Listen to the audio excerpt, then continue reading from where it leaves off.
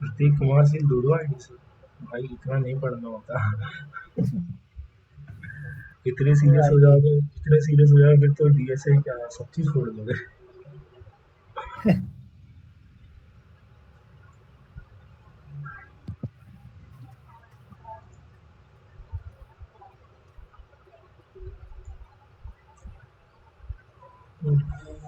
Start करते हैं 5-10 minute में सब लोग आ जाएं। 8-10 पे सेशन स्टार्ट करेंगे, ठीक है। तो तब तक बाकी लोग अपना इंट्रोडक्शन देना चालू कर सकते हैं। थोड़ा बहुत एक दूसरे बारे में थोड़ा सेशन इंटरेक्टिव रखें, मतलब ऐसा मत ऐसा ही रखना चाहिए तो कि मतलब मैं ही बोलते रहो। ठीक है। तो Vedant. स्टार्ट होता है शुभम से। शुभम का intro low. Hello, my name is Shubham. I am 2022 batch pass out, and I am the part of Day Matrix bootcamp. Day Matrix. Actually, I'm building my own community, Day Matrix. Yep, this is my introduction. ठीक है, बढ़िया। Akhilesh, you want to go next? Hello, I am Akhilesh. I am 2021 passed out. I worked as associate system engineer in TCS since last 1 year, and I resigned 1 month back. Okay, cool, nice. Uh, Presently, I'm looking forward for masters, for doing masters. Yeah. Okay, so you are looking for cool. Thanks for the intro. Prateek. So hi guys, my name is Prantik. I am right now in my fourth year. I am doing BTech. I am from Kolkata, and I am also from the Dev Matrix community, and I got to know about Open Devs from them only. So yeah, that's my intro. Yeah, Nice to meet thanks. you guys. Yeah, thanks Prateek for the intro. Akshay. Yeah, hi everyone. This is Akshay. I actually work in Infosys currently as a specialist programmer. So yeah, I got to know about this. One of my colleague who used to work with me in TCS, Alok. So yeah, I got to know from his profile. So that is the reason I joined. Cool. Wanted to Thanks. learn DCA. Yeah. Yeah, cool. Thanks for the intro, Akshay. Vedant. Yeah. Uh, Hi everyone. So currently I'm working in Accenture for the past 2 years as an automation engineer. So basically I have joined this bootcamp to revise the DSA concepts. So that will help in the placement in other companies for me. Cool. Thanks for the intro, Vedant. Ashish. Yeah, hi. Yeah, I'm in second year. And, I'm a beginner. My friend is suggesting me about this platform. Then I do this platform for DS. So cool. I think you are in the right direction, I guess. So yeah, thanks for the intro. Kapish. Hey, I'm Tapish. I'm currently working in Deloitte. I mostly do automations and DBA stuff. So right now I want to polish my DSA for data engineering, you can say. Okay, so you are in the data engineering field. So I think you mostly do in like ETL jobs, na? Like extract, transform, and load. Yeah, Yeah, cool. Thanks, yeah. thanks for the intro. Uh, other participant, Sejoy. Can you please introduce yourself, Sejoy? I'm not spelling your name wrong. Yeah. Hi Ankit. So this is me, CJ. So I am working as a full stack developer for past 6 years. Okay. So so I unexpectedly found this group. You guys were discussing some what you say, some design pattern kind of things. So I got interested and thought of joining for this session. Okay, cool. Yeah, thanks for the intro. Nuha. Yeah. Hello, Nuha. Nuha, can you please introduce yourself? Network issue. Okay, cool. So I think the most of the people here are looking for some job change. Some are in college, like they want to upskill themselves for getting a better opportunity, I guess. So Hindi में बात करें चलेगा या मतलब कैसा रखना conversation if you guys want to मतलब session English में चाहिए तो मैं I can deliver it in English only if you guys are comfortable in English like next of like what you guys want. You can drop in the comment like Hindi or English.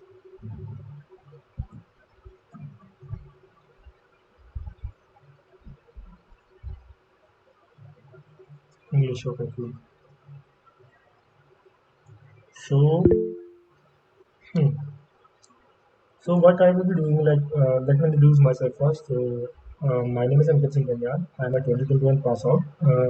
I have worked in firstly in Accenture, then switched to a product-based company, and then again I'm in the grind, in the midst of the grinding. Some doing some DSA part to like level up my coding skill and DSA skill to get some better opportunities. So I'm in the same boat as you guys. I just started doing this a little bit earlier than you, but I guess we all folks are in the same boat. So I think we can properly communicate and share. Don't need to fear anything like I'm a senior or something like that. Just if you have any doubts in regarding the session, you can just ask me. Basically, what I will be doing is like I will be not just simply plotting you like do this thing or that. Just like I will not be explaining like that.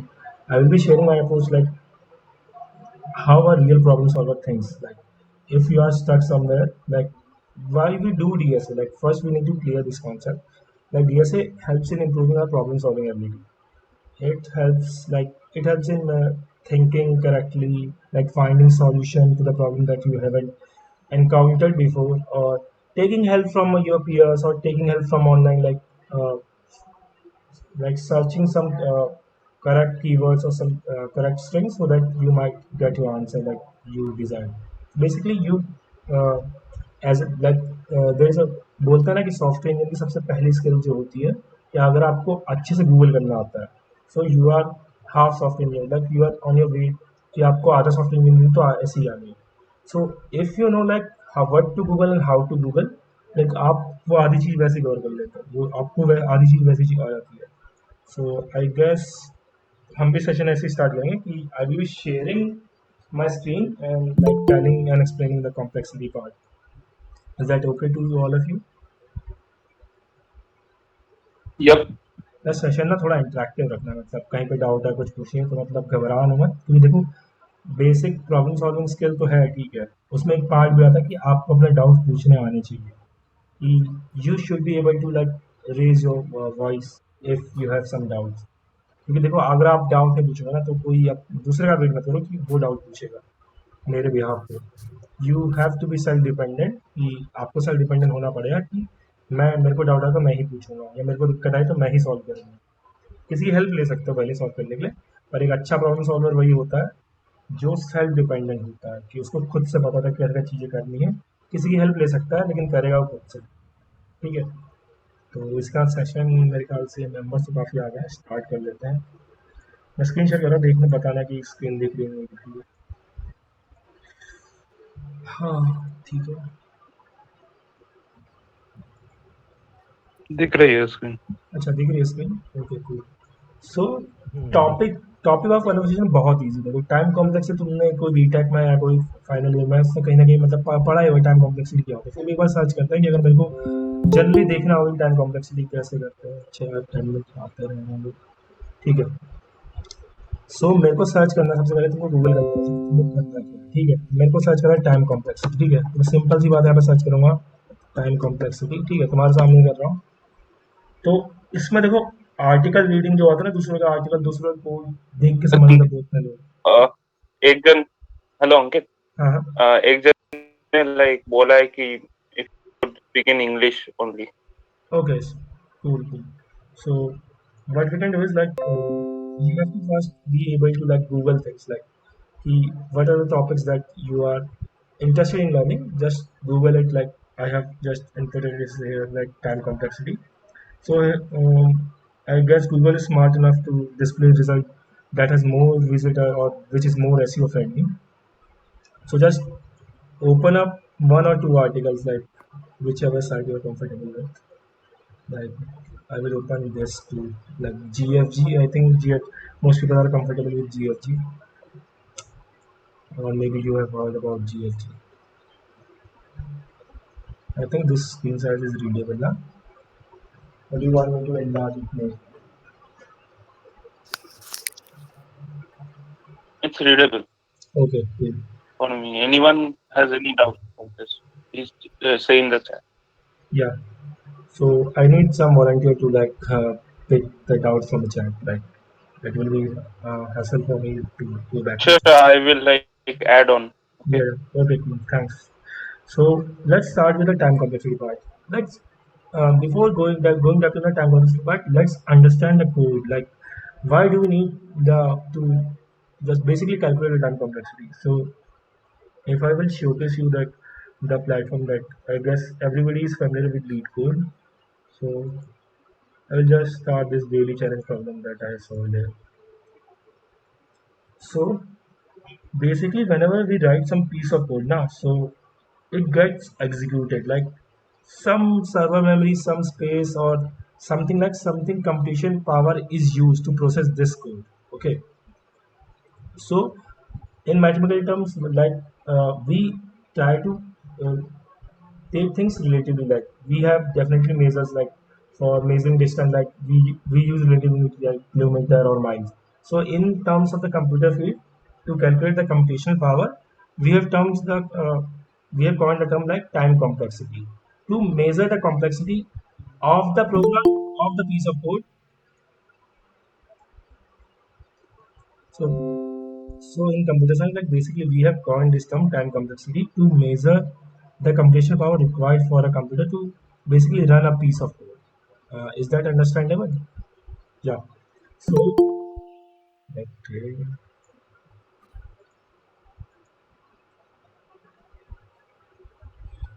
So yeah.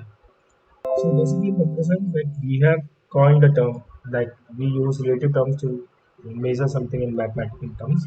So in computer science field, like we have named this term like time complexity, and the unit of is like we calculate time complexity in the terms of three categories. Like there is a big of notation like average case, best case, and worst case. Okay, so I think people. Okay, she's here. Okay, good.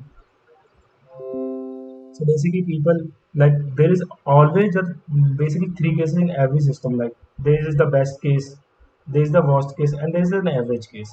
So whenever we talk in the terms of time complexity, like we talk in the terms of worst case. Like what will be the worst case of time complexity that this program, that the maximum power, the maximum computation power that this piece of code can go up to. Like how many server cost or how many computation power this piece of code will take if I run it.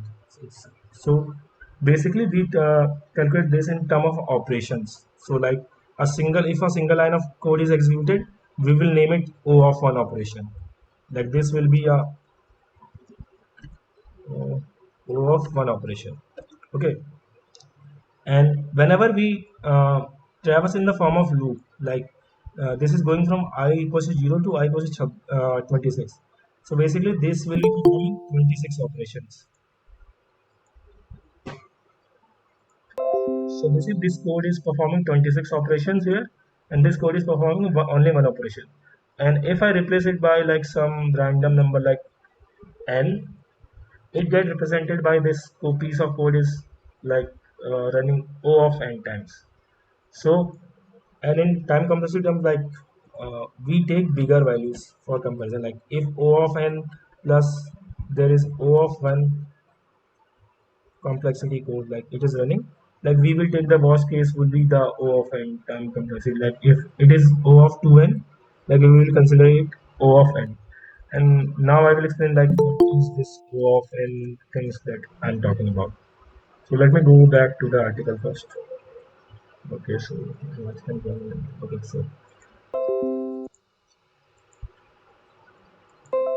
so basically there is like imagine. Okay, so let's take this scenario. Realize this article has given. Imagine a classroom of 100 students in which you are you gave your pen to one person. You have to find the pen without knowing whom you gave it. So this is basically a generality problem. So basically what you have done is that you have given a pen to somebody, and you need to in a class of 100 students, and now you need to find the pen, like who has your pen.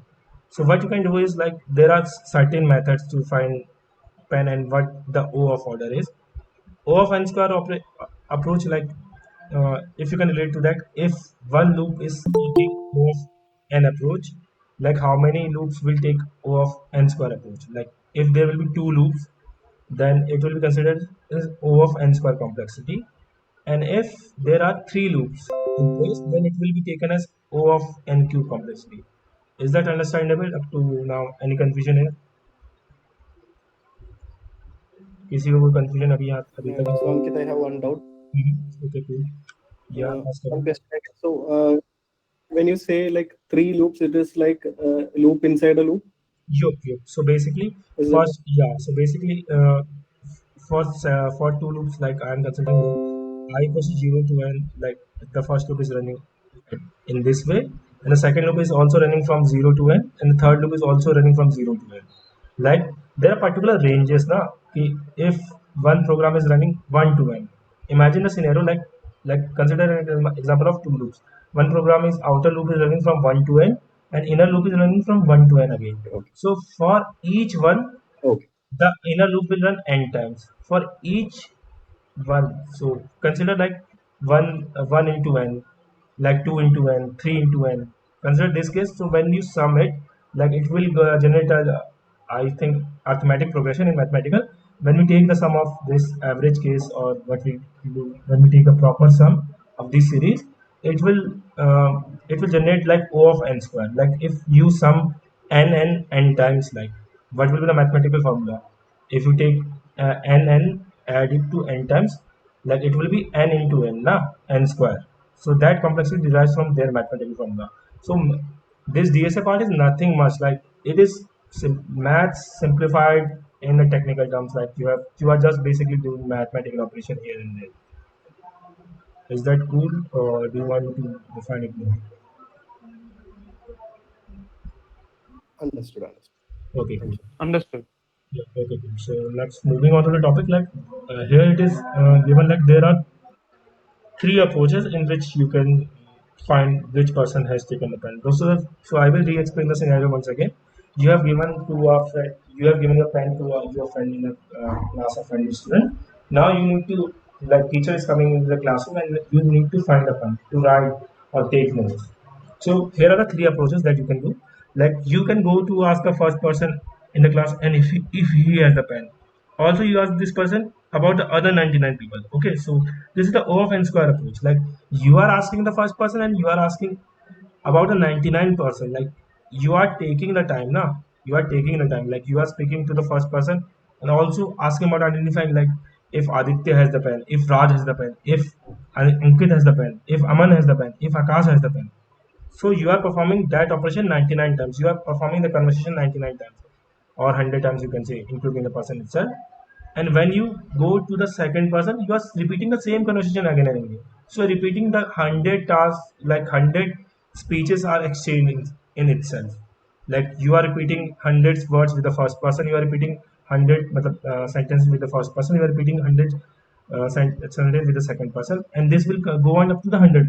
So the time complexity of this code will be 100 square. Like you are exchanging 100 ki power 2, or you can say 100 square sentences with the whole class. So this is very much lengthy and costly approach, if you can assume like how much time it will take. Is that understood? Like, is that understandable? Like what I'm trying to explain with the example. Yes. Yeah, okay, cool. So now the next approach is like O of n. You go to single person and ask if he has the pen. Going and asking each person individually, like you will exchange at most one conversation with a person, like, hey guy, hey Raj, if do you have the pen? Hey Ankit, do you have the pen? Hey Akash, do you have the pen? And in a single sentence, you will get the answer yes or no. And if the answer is yes, you will get the pen in the first find. Like consider me asking for a pen to Akash. Like, hey Akash, do you have the pen? If he has the pen, like he is sitting on the first bench and on the first leftmost corner from the where I'm going to ask for the pen. If the person has the pen, like I will get the result in O of 1. Now, basically, in the first task, I got to know that this person has a pen, but you have not, you in terms of complexity, when you are talking in the terms of complexity, you have to always imagine the worst case. Ki pen could be in the class or pen couldn't be in the class. Like you have to consider the case, like the worst case can be like nobody in the whole class has the pen, and I have to like buy a new pen to take notes. So what will be the time complexity? Like answer in the chat, like what will be the time complexity if nobody has a pen, and I'm asking each person individually, like what will be the complexity if I am asking each person individually if he has a pen, and I'm not getting an answer like yes, everybody is saying no. Like what will be the time complexity? Like can you please type in the chat like what will be the answer? Can you also explain using violence? Yeah, sure. uh, is the problem understandable? Like do you want me to repeat the problem once again? Sorry, I did not get what you asked. Like I understood the concept, but I did not get what you asked. Yeah, so basically, I am asking like you go to each person individually. Like there is the 100 student in the class. You go to the each person individually and you ask if he or she has a pen or not. And you are getting response from all the students like we are not having the pen, and you then go to the shopkeeper and then buy a new pen. So what will be the That's big often, right? yeah, big often. So you are yeah. So you are basically asking n person the conversation like, do you have the pen? You are exchanging only one sentence now. Do you have the pen? So Yeah. O of n into 1, what will be the result? O of n. So I think that is understandable. Yeah. Anybody has any doubt in this approach or in this example? Huh. Okay, sure. I think that is clear. So next one approach is like O of log n. So basically what he has done here is like now he has divided the class into two groups and then asked, is it on the left side? Is it on the right side? So like he asked to raise the student hand. He asked for the left partition, like do if the pen lies on the left side or in the right side. So he's reducing the gap. Like so if the left side says yeah, this left section has a pen, he will then ask for the left section. Then he will divide that left section into smaller of the two groups. So he's he's repeating the process same times. Like he is dividing the whole section, like he is dividing the whole search space into the two smaller groups. He's asking if the pen is in the left side or is in the right side. Then he's asking like if it is in the A group or in the B group. Then he is dividing the search space more. So basically what he is doing is reducing the search space. So the first time he will be asking for like in the O1 n search space, he is reducing it by n by 2. Then the search space will be reduced by n by 4. Then the search space will be reduced by n by 4. Then n by 4, 6, 8, n by 16. And this is a geometric series. If you are able to relate, this will be the geometric series. Like and if we take it in the mathematical term, this will represent the formula of the log n. That we will be reducing the complexity of n, dividing it by 2, so the result will be the log of base 2, like log base 2 search space n. This is the mathematical formula. I think if somebody has done some preschooling math in 11th 12th, he will be able to relate that this is the formula of log n.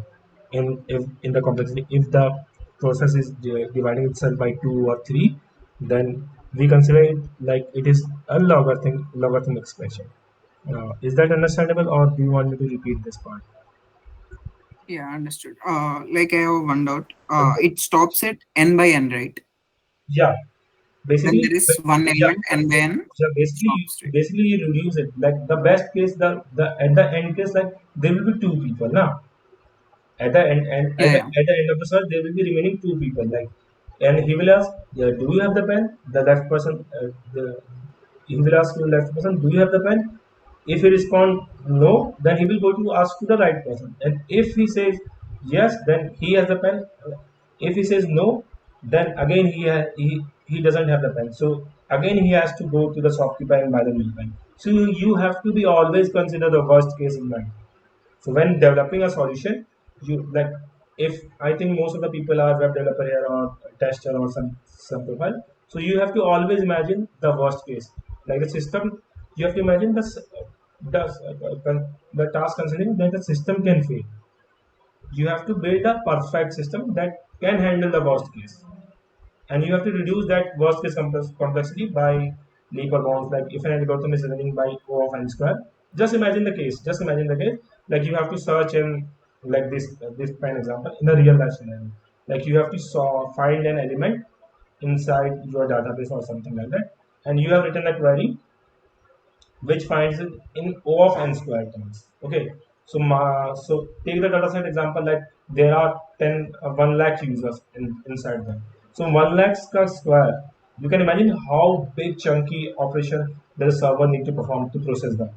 And instead of that, if you reduce the code complexity by O of n, you can imagine 1 lakh operations, and compared to 1 lakh to power 2 the operations. So that will be, you will be reducing server cost by leaps and force.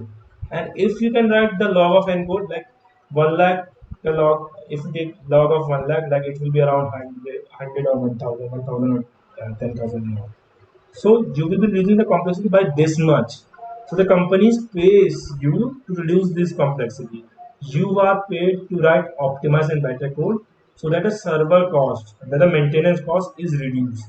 So your one line of code, your one line of optimized code, your one line of optimizing your algorithm can save millions of the companies. That's why the big product based company pay more to like candidates with good DSS skill. Why? Because they write optimized and performant code. Because those product based companies are serving millions or millions of customers. And if you write a performant code, optimized code, that will reduce the server cost by leap and bounds. Yeah. So you are paid for your skills. So you have to develop that skill. Okay. Is that clear? Yes. Yes, clear. So yeah. So like he is here describing the search case, like O of n square searches if only one student knows which student is hidden. And O of n if one student had the pen and only they knew it. कि कहाँ pen है. O of log n is such if all students knew. These are the scenario. Like कि O of n square will be valid if only one student knows on which student the pen is hidden. Like all are playing safe, they are not willing to give you the pen, and only one student knows out of 99 or 100 students which student has the pen. So you have to identify that one person, that who is speaking the truth. So you can imagine the case of a light weighted test or something like that. And O of n is the case, like complexity changes according to the case, like the given, yeah, like complexity changes according to the problem statement that you have been given. Okay, so here the problem statement given is like if only one student had the pen and only they knew it, where the pen is. So in that case, this O of n complexity will be valid, and O of log n will be valid only then when all students know who has the pen. So if I will ask like do the left block has the pen. So if they all know like who has the pen, they will raise their hand. If they didn't know who has the pen, why will they raise their hand? Okay, this left block has the pen. So that imagine in that perspective, yes, like he is explaining in that term. So the above O is called, like this O is called big O. Like you can, like this is represented by English alphabet like big O. I think you can. This is asymptotic notation. Like this is also a symbol. Like you can say its name, like what this symbols called. These symbols are called asymptotic notation. There are other asymptotic notation like theta and omega. So I will also go over that. Like theta will be like you can say like big theta notation. Like this is the in its best case and the worst case. So this gives us the range. Okay, the worst case is here, the best case is here, and the best case is here, and the average case is here. So best case and worst case के बीच का ये बराबर कि तीन notation जो define करते हैं. These three notation define that case. Big O defines the upper bound of the time complexity. Like how much higher this will do. Like you can see with this graph, this fn is like theta, this is the function, like this will be the theta will be the notation of the average case, and this big omega, I guess this big omega will be like a best case scenario. What will the best case scenario for an algorithm? So this is the best case, and this is the like custom, like what the normal algorithm runs in an average case. So is that clear? Like theta and omega. Basically, theta and omega doesn't matter much. Like you have to talk in terms of big notation. Like you have to always talk in terms of the worst case. Like the worst, what is the worst that can happen when you write the code? Like the worst can happen, like the production server going down. Okay, so that is the worst nightmare of the software engineers. Like they will be called on call, like do this or do this, like or some vulnerability. Like if you are in the tech, you have already heard of the like what was the vulnerability, like that Java vulnerability. I forget the name.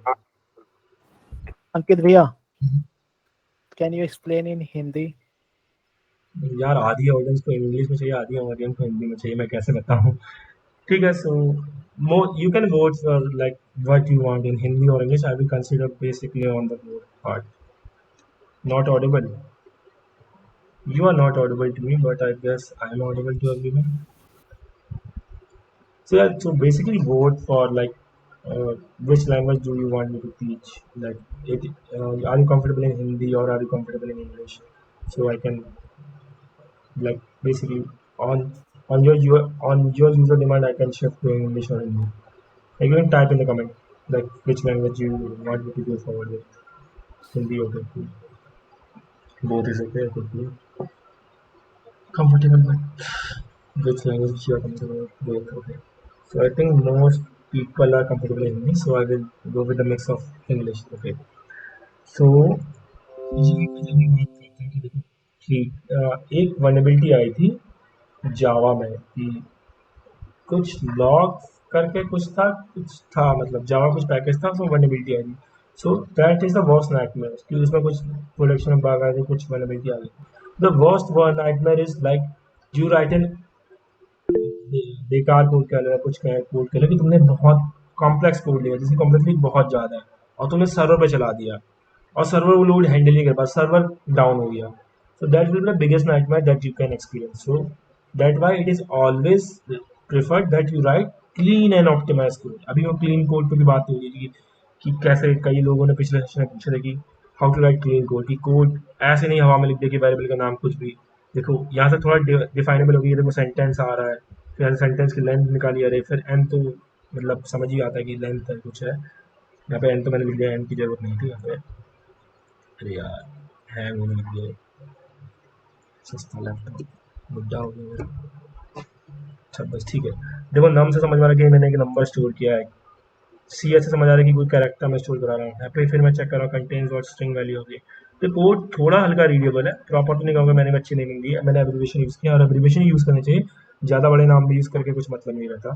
So clean code भी बताएंगे अभी आगे, तो उसका concept clear करेंगे. पर ये समझिए कि you have to write better and performant code and you are paid for that part. कि आप जितना बेटर और ऑप्टिमाइज कोड रखेंगे आपको उसी के लिए पे किया जाता है. कि आप सर्वर की कौन सा चाह रहे थे, आप सर्वर के, आप मान लो कि आपने एक कोड लिखा, कॉम्प्लेक्सिटी उसकी रिड्यूस की, आपने कंपनी के 100 करोड़ बचा लिया. वो कोड एक आपका सिंगल लाइन कोड ना जब मिलियन ऑफ यूजर्स को अफेक्ट कर रहा था, तो आपने एन स्क्वायर की जगह आपने एन लिख दिया कॉम्प्लेक्सिटी या लॉग इन कर दी, तो आप 100 करोड़ बचा रहे कंपनी के.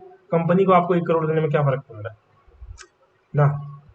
तो you are paid for your skills, you are paid for writing better and optimize code. देखो कोड सबको लिखना होता है, कोड हर कोई लिख लेता है, लेकिन you have to be like write optimize and better code. और वो कैसे आता है, वो प्रॉब्लम सॉल्विंग से आता है. जब आपको पता होता है कि देखो प्रॉब्लम, देखो डीएसए कुछ नहीं है, DSA is just like in practice. You are problem solving की आपकी हैबिट बना रहा है. कि देखो जिनको आपने जनरली देखा होगा स्कूल लाइफ में या फिर जो भी हो, जो बंदे मैथ्स में अच्छे थे उनकी लॉजिकल थिंकिंग थोड़ी थी वो कंपेयर टू बाकी लोग. मैथ्स रटने की बात नहीं कर रहा हूँ मैं, प्रॉब्लम के सॉल्यूशन की बात कर रहा हूँ. कि जो बंदे मतलब एक उनको कोई प्रॉब्लम दिया तो उसके 4 या 5 सॉल्यूशन निकाल देते हो मैथमेटिकल में, तो उनकी जनरली लॉजिकल एबिलिटी स्ट्रॉन्ग होती है. वो लॉजिकल एबिलिटी कैसे स्ट्रॉन्ग होती है, आप जितना प्रैक्टिस करो. मैथ्स को चाहिए प्रैक्टिस, बाकी रटने वाला सब्जेक्ट होता है. कंपेरेटिव फिजिक्स केमिस्ट्री, फिजिक्स भी समझने वाला था, केमिस्ट्री तो रटने वाला होता है। सो वही अप्रोच यहाँ पे भी करनी है आपको कि देखो वेब डी जो है, वेब डी ना लिटरली बताता हूँ, वेब डी ऐसा ऐसा चीज़ है कि वेब डी भी आप 6 महीने में सीख सकते हो, डीएस भी आप 6 महीने में अच्छे से सीख सकते हो, पर डीएस थोड़ा हार्ड है। डीएस कंपेरेटिव वेब डी थोड़ा हार्ड पड़ जाता है, क्योंकि देखो आपको ना वो मोटिवेशन नहीं आता अंदर से कि देखो आप एक प्रॉब्लम में फंस गए, आपको पता नहीं था अब आगे करना क्या है। वेब डी में क्या आप ट्यूटोरियल देखते रहोगे, प्रोजेक्ट बनाते रहोगे, तो आपको मोटिवेशन आता है कि यार देखो चलो कुछ सामने बन के आ रहा है, कि आपको मोटिवेशन मिलता है कि ठीक है कुछ तो बन रहा है ना। फ्रंट में आपने कुछ कोड का लाइन चेंज की, सीएसएस में फ्लेक्स लिख दिया, फिर उसमें रो अलाइन कर दिया या अलाइन आइटम्स कर दिया, तो आपको दिखता है विजुअली। लेकिन डीएस के साथ ऐसा नहीं है, तो डीएस में लोग तभी छोड़ते हैं, लोग क्या करते हैं जो उसमें स्टार्ट कर देते हैं डीएस करना, लेकिन फिर हार मान लेते हैं। क्यों? क्योंकि they don't have that proper study, they don't have that peer learning support. देखो डीएस ना आप अकेले नहीं कर पाओगे, DS is easy when you do it in peer. मतलब जैसे आप अभी इस कम्युनिटी का पार्ट हो, आप इसका बहुत अच्छे से फायदा उठा सकते, आप अपने डाउट्स पूछो, लोगों की हेल्प लो, हेल्प में शर्मा मत, गूगल करने में मत शर्माओ। मैंने एक प्रोग्राम में बोलता हूँ, मैंने लिटरली कुछ नहीं पढ़ के आया हूँ, मैं तुमको इसी से उठा के पढ़ा रहा हूँ। क्यों? Because I have that much confidence कि मैं पढ़ा दूंगा या मैं कुछ करा दूंगा, ऐसे कुछ मैं कुछ ना कुछ बता दूंगा ऐसे कुछ। So be confident in yourself, be confident in your skills, और डाउट पूछो। देखो क्वेश्चन नहीं करोगे किसी को पता नहीं चलेगा कि क्या कर रहे हो तुम, कुछ कर रहे हो क्या, तुम कहाँ अटक रहे हो। So problem solving helps that कि देखो तुम जब जॉब के लिए जाओगे ना, लिटरली 99% ऑफ टाइम तुमको पता ही नहीं होगा करना क्या है। तुम क्या करोगे? गूगल ही तो करोगे, सीखोगे चीज़ें फिर करोगे, और किसी की हेल्प लेनी पड़ती है। और जब मैं बोलूँ ना प्रॉब्लम सॉल्वर ही आगे क्यों बढ़ते हैं, कि प्रॉब्लम सॉल्वर के पास पता होता है कि देखो हमको प्रॉब्लम आई, उनको सॉल्यूशन देखना आता है, उनको सॉल्यूशन लिखना आता है, उनको सॉल्यूशन पूछना आता है। So try to that do that part की बेशरमों की तरह पूछो। मैं तो फिरते ही बोलता हूँ कि सबको ना अपने चूतिया चूतिया ही समझो, थोड़ा वो वर्बल हो रहा है, तो सबको अपने जैसा समझो, सबको अपने जैसे लेवल का समझो। डाउट पूछो किसी से, कितना बड़ा हो यार तुम, किसी को बड़ा मत समझो। मैं तो कह रहा हूँ सबको मतलब रिस्पेक्ट करो प्रॉपरली, ऐसा नहीं कि रिस्पेक्ट ना करो, सबसे डाउट पूछो, बेशरमों की तरह डाउट पूछो। क्योंकि देखो तुमको सीखना है, और सामने वाला तभी तुमको सिखाया जब उसको तुमको दिखे कि हाँ ये बंदा सीखना चाह रहा है। तुम डाउट ही नहीं पूछो, उसका सामने वाले को क्या पता भाई तू क्या कर रहा है ना। तुम इस कम्युनिटी में आए हो, बाकी लोगों को ये चीज़ क्यों नहीं पता चली, क्योंकि वो सीख, क्योंकि वो लोग आए नहीं है, उन्होंने इवेंट में पार्टिसिपेट ही नहीं किया, वो नहीं किया। सो डाउट पूछो, जितना ज़्यादा नंबर ऑफ क्वेश्चन पूछो उतना ज़्यादा तुम्हारी हेल्प होगी, उतना ज़्यादा तुम सीखोगे। तो try to be that in that group कि आपको डाउट पूछना आना चाहिए। आपको पहले तो डाउट खुद से हेल्प करने लेनी आनी चाहिए कि आपको क्या होना चाहिए कि आप खुद से सॉल्व कर पाओ। अगर आपको लगता है कि सब खुद से सॉल्व नहीं कर पा रहे हो, तो आप किसी की हेल्प ले लो। और देखो लीड कोड ना सबसे बेस्ट होता है, लीड कोड पर की लीड कोड प्लेटफॉर्म की प्रेफर की, इसमें ना सेक्शन बहुत प्यारे प्यारे हैं। मतलब तुम एक्सप्लोर पे जाओगे, तो मैं क्या फॉलो कर रहा हूँ आपको बता देता हूँ कि मैं तो थोड़ा इंटरमीडिएट हो चुका हूँ, मेरे को याद है। तो मैं इसके अभी रिसोर्सेज चार्ट हूँ कि देखो ये सब चीज़ें जो उनकी ये लर्न वाले सेक्शन में एरेज 101, कि आप देखो लीड कोड नहीं, मैंने काफ़ी चीज़ें प्रोवाइड की, आप एरेज पढ़ दो, उसमें से रिकर्जन पढ़ो, इसमें सारे स्ट्रक्चर्ड वे में दे रखे हैं, आप इनको पढ़ो, आपके क्वेश्चन भी लगते रहेंगे हाथों हाथ। और अगर आपको इनसे नहीं समझ में आया तो आप वीडियोस प्रेफर करो, ये वीडियोस उठा के प्लेलिस्ट देख लो, या हमारे कोर्सेज मतलब कोर्सेज का कर रहे हैं हम, तो मतलब फ्री का ही काम कर रहे हैं, तो यूट्यूब में वीडियोस देख लो, कुछ कर लो, उससे तुमको हेल्प मिल जाएगी। और देखो फिर देखो थ्योरेटिकल नॉलेज तुम कितनी इकट्ठा करो, जब तक तुम प्रैक्टिकल इंप्लीमेंटेशन करो तो कुछ नहीं हुआ। जॉब प्रॉब्लम देखो सॉल्व करने का सबसे बेस्ट तरीका है, मैं तुमको बताता हूँ। जाओ यहाँ पे, तुम बिगिनर हो, सीधे जाओ यहाँ डिफिकल्टी में, इसमें देखो ईजी, अभी हार्ड पे सेट होगी वहाँ पर, भाई फिल्टर हो जा। देखो इजी आ गए। अब देखो इजी में भी देखो एक्सेप्टेंस रेट के हिसाब से आता है, तो अब इजी में भी तुम एक्सेप्टेंस रेट बड़ा घटा सकते हो। जैसे अभी एक्सेप्टेंस रेट ज़्यादा वाले आ रहे हैं, दिख रहा है ज़्यादा वाले, recyclable and low fat products ही आ रही है, फ्रीक्वेंसी इसमें लॉक कर रखे हैं इन लोगों ने, मेरे को पता नहीं क्या हुआ। ठीक है, जैसे मान लो ये, जैसे ये था, ये जो क्वेश्चन आज का था डील इंक्लूड चलेगा, ये बहुत ईजी वाला था प्रॉब्लम। ये देखो ये इसका एक्सेप्टेंस दिख रहा है कि 83.6%, मतलब इतने लोगों ने जितने अटेम्प्ट किया सबने कर दिया लगभग। क्यों कर दिया? ईजी है ना। तो ये ईजी, देखो पहले ईजी प्रॉब्लम करो, जब उसमें कंफर्टेबिलिटी है तब मीडियम और हार्ड की तरफ जाओ। अब ईजी में भी पहले ना कि एक्सेप्टेंस रेट के हिसाब से देख लो कि ईजी में 10 ईजी एक टॉपिक की कर ली, एरे जैसे इसमें टैग लगा दिया, कहाँ पे गया स्टेटस टैग्स, इसमें गए तुम एरे का टैग लगा दिया यहाँ पे मस्त, तुम एरे सॉल्व करो तो एरे का टैग लगा दिया, अब एरे के सारे प्रॉब्लम्स आएंगे। एरे के ऐसे 10 ईजी कर लिए, जब तुमको कंफर्ट लेवल आ गया कि नहीं हो रहा चीज़ें, मतलब हो गई चीज़ें, एक बार मानते हैं कि हो गई चीज़ें, हो गई, then move on to with higher acceptance rate वाली की। अब एक्सेप्टेंस रेट तुमने स्विच कर दिया कि अब ईजी में ही हाई एक्सेप्ट, अच्छा ये तो डिफिकल्टी भी सोचोगे, बाप रे, फेल हो जा रहा है यहाँ पे तो। ठीक है, जैसे अब ये 49%, 50%, 42%, अब इनको कर लिया तुमने, ये कर लिया। अरे एक पैटर्न होता है, देखो हर प्रॉब्लम का ना एक पैटर्न होता है, एरेस के एक पैटर्न होते हैं प्रॉब्लम के, और सबके एक पैटर्न होता है। So try to identify that pattern, और मैं अभी शेयर भी करूँगा पैटर्न्स क्या क्या होते हैं, अभी मैं बताऊंगा कैसे कैसे एरेस में पैटर्न होता है, क्या क्या तुमको पढ़ना होता है। हर टॉपिक के ना पैटर्न ढूंढो जो कॉमन होते हैं, या एल्गोरिथम होती है जो लगती है। तो try to identify that pattern, और वो पैटर्न सीखो और इम्प्लीमेंट करो खुद से। और इजी प्रॉब्लम के लिए मैं बता रहा हूँ, जैसे मान लो मेरे को टू सम वाली प्रॉब्लम उठानी है, तो मैंने टू सम वाली प्रॉब्लम उठाई, बहुत बेसिक्स है। अरे यार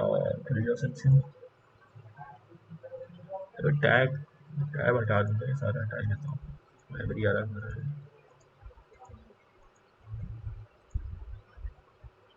अच्छा गूगल मीट पे गलती से क्लिक नहीं कर दिया, ठीक है।